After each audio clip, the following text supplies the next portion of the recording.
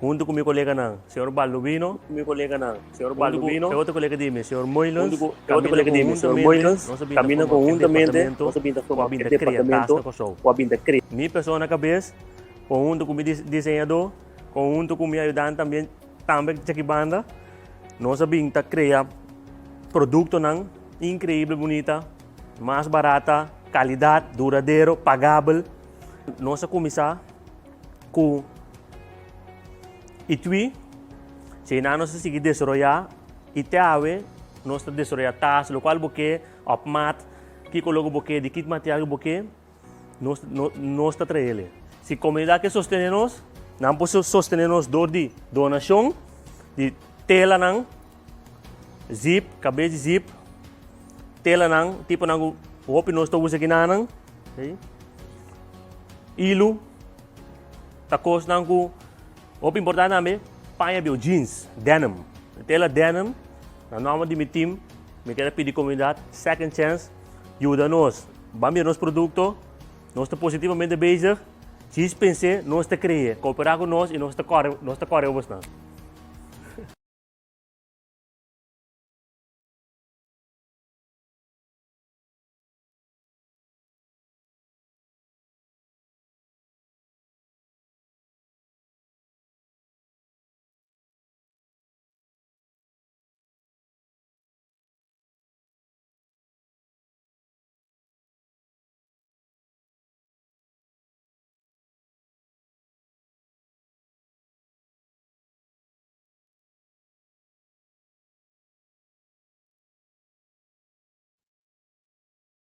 Evita, we don't hear you. Can you video try it to unmute your automatically mic? turns Yeah, we got off you your now. mic. Yes. Okay. All right. So now, this let's do it. project, Good luck. yes, this project was initiated by Passionistas, which is a creative platform that I started for artists, foodies, crafters. So people, creative individuals who would like to showcase their talent. We organize different events so they can sell their handmade and homemade products. When I saw this project of the prisoners of Curacao, I was really inspired by them. And we, together with Jason Rafael, we visited the prison to interview Mr. Dalnode and his colleagues, just to give them a bigger platform to show the community of Curacao how amazing things they are doing. And we urged the community to collect material for them, which they could hand in during the Passionistas pop-up fair. People could also buy the handmade bags during the fair. And I can say that the impact was beyond my expectations. When we launched the video on Facebook and Instagram of Passionistas, it immediately started going viral. Like within, you could say 1 or 2 days, I'm sharing here a screenshot of only the statistics on Facebook. 67,000 people reached, 1,000 people liked the video, and I'm not even counting the statistics of me sharing it on LinkedIn, on my own Facebook page, my own Instagram pages. People got so inspired by the project that they even downloaded the video and started sharing within their network on WhatsApp. So engagement was beyond my expectations. I really got moved by it. It created a wave of positivity because people saw this project, and the you could say what was created is that they saw them as role models. If I look at the comments, a few of the comments were like, hey, if these prisoners can make the best out of you could say an unfortunate situation, they are the example that we can as well. Like, what are we waiting for? Whatever project, whatever idea that you have in your mind, just do it. So it created such a great wave of positivity, and we managed to, you could say, attain our goal, which was the action of people collecting material, buying the products. So it was a very successful project because of storytelling. And another great thing of this project was we got a lot of media coverage. We sent out press releases to online and traditional media. We could invite them. We were invited on television and to explain about the project, radio as well. And afterwards, so after the fair, newspapers even called me to ask, hey, so how were the results, etc. So this is, for example, a screenshot of us making headlines, front page of Amigo last year in February. So this is what happens when you have a great, or this is what could happen when you have a great story to tell. So before I continue, I actually want to give a quick update of the project. Mr. Dalnode, who is the one that started this project in prison, he already got out of prison and he's right at this moment trying to establish his business so he can continue making handmade bags and also furniture, etc. As a business professional. And I would like to help him again. So I'm actually looking for a pro bono videographer to help me with a simple video, or that you're available for a low fee. So if you feel inspired, please don't hesitate to contact me. But without any further ado, what are the benefits of storytelling?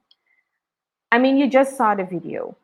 If it did not entice any emotions, I'm sorry, but you're dead.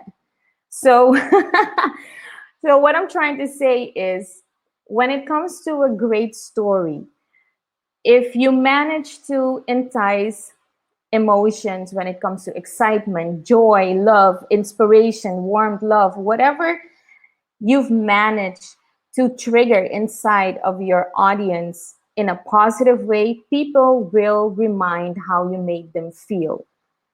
And that's already a way of connecting with your audience, with your clients, with whatever potential leads that you have.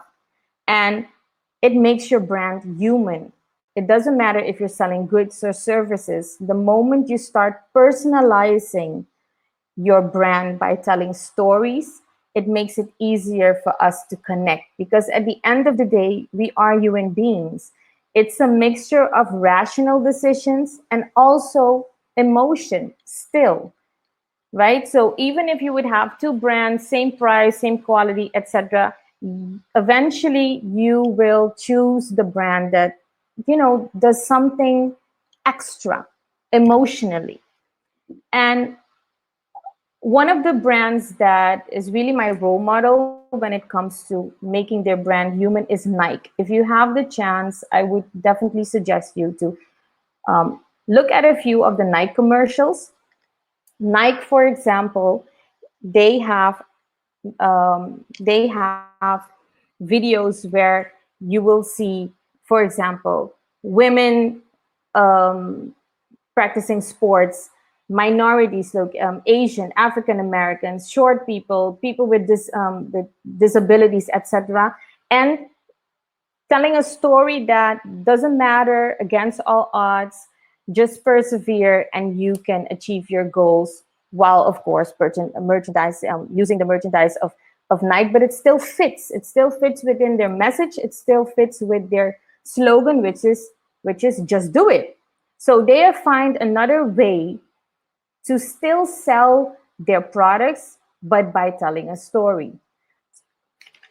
And if you are focused on the long term, this is definitely, if you want to guarantee the existence of your business, you need to focus on long-term relationships.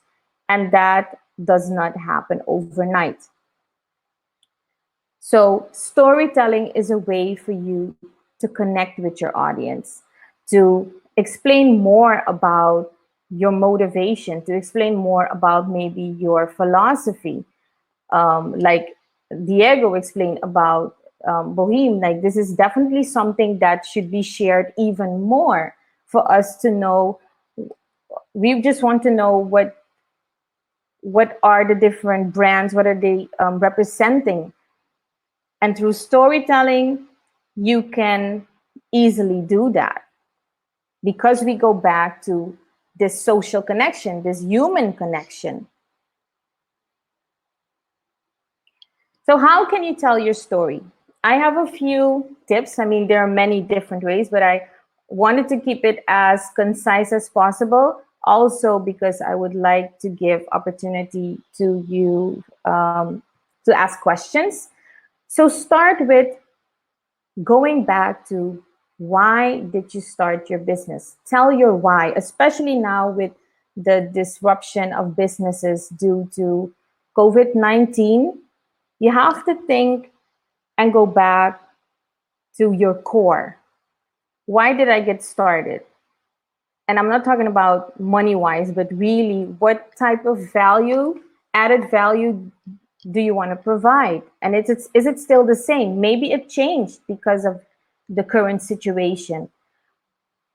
Are you still focused on that? Are you making any shifts? Whatever it is, share it, right? I'm sure that there's a great story to tell. Sometimes you hear stories from people, they were working 40 hours a week, 50 hours a week. They felt stuck. They felt demotivated, and a lack of creativity, whatever it is, and they switch to something else, starting their own business. That's already a great story to tell. And show who you are, like really, really show who you are. What are your goals? What are your vision? What is your company culture? Don't be afraid to be vulnerable. So aside from sharing milestones which are great, and I would say celebrate the small and big achievements, because every achievement is an achievement, and especially if you're an entrepreneur, it is not easy, people. So whatever achievements that you have, take that time, celebrate you, and share it with your clients, share it with your audience.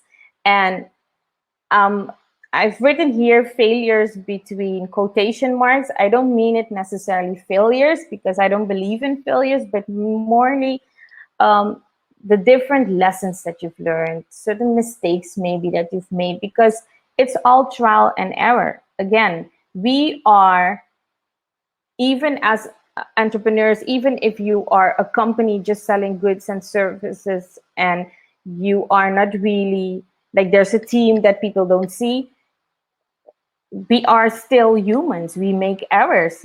For instance, maybe you have a cupcake business, right?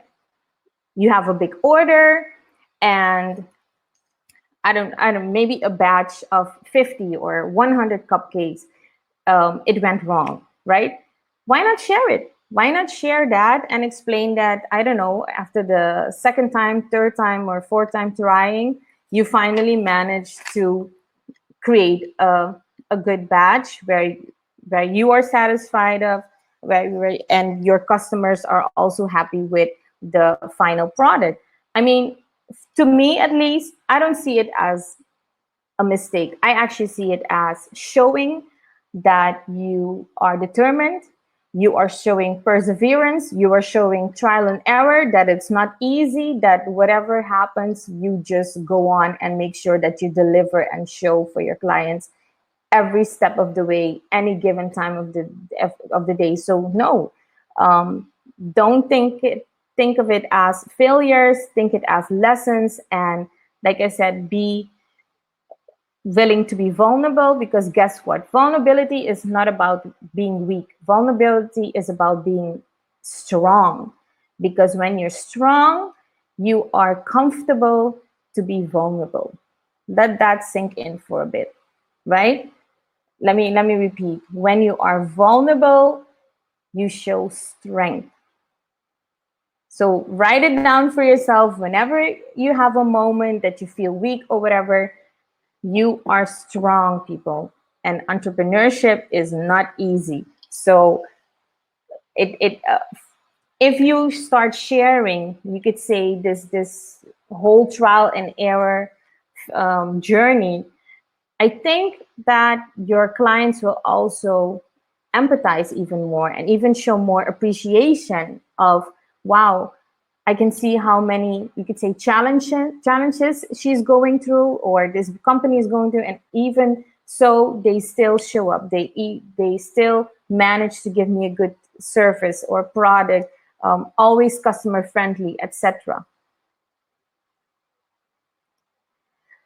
And take your audience through this journey by showing behind the scenes, right? Make videos, make photos, explain maybe how long it takes to make handmade jewelry from the moment you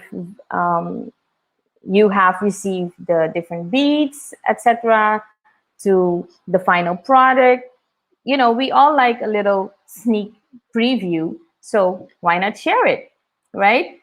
And meet the team, as in show yourself, and if you have a team, show the faces behind your company.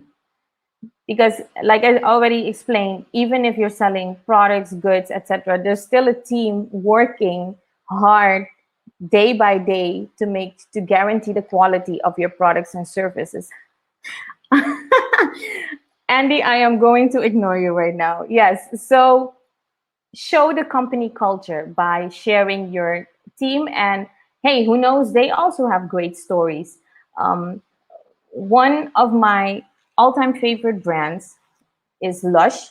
They are a brand of that make handmade cosmetics, and one of the great things that they do is that they even place a sticker of the person that made that specific product. So let's say, for instance, I have bought body lotion, and then on the packaging you would see a sticker of, let's say, for instance, Andy, who made this specific body lotion. That already personalizes the product so much that I already feel extra connected to this brand, Lush. And last but not least, testimonials. Yay, another Lush fan. Okay, so last but not least, one of the things that you can use as storytelling is testimonials, because guess what? These are mini stories of your clients. And what better way to hear about your product or your services by giving your clients also a platform, and you're sharing that moment of recognition. So I've inserted a screenshot of a recommendation of my physician. Let's just analyze this for a bit, and then I'll show you all the different elements that you can get out of a recommendation. So roughly 13 years ago, again, I'm being vulnerable and I don't mind sharing this personal info. Roughly 13 years ago, Caras gave me a Brazilian wax treatment. She immediately made me feel at ease with her jokes and down-to-earth mentality. Caras is an expert in waxing slash sugaring. She cares about her clients and she's always smiling, always positive. Okay, so what does it say? 13 years ago, I started at Caras. That already explains that I'm a very loyal client to her. So whatever service that she's providing, it better be good for me to be sticking around for 13 years. It explains how long how many years experience Caras has. So a minimum of 13 years. I explain about her expertise. I explain about her personality as a business professional. Do you see how much you can get out of this simple recommendation? So I really urge you guys to proactively contact your clients. Don't be shy and just ask for a review, for a recommendation, for a testimonial written, or hey, who knows, maybe they even want to give a video testimonial, which makes it even more vibrant, talking about rich media. And last but not least, I wanted to highlight that the great thing of storytelling is that you cannot fake a story. I mean, I cannot copy paste your story, because eventually someone will see like, hey, this is the exact same story of Evita. So it already makes it difficult for someone else to share your story, because we all have a unique story to tell. So authenticity is very important when it comes to storytelling. And we may have the same background, we may have the same age, etc., but still our stories are completely different. So as final thought, I wanted to share and say, don't worry about competition. Other companies can offer similar products or services, but no one can be just like you. So just focus on your personal brand or corporate brand and the value you can provide for your customers. Yeah, so that's it for me. I actually wanted to give an opportunity for a Q&A if there's still time left. I don't know if there's still time left. Hi there,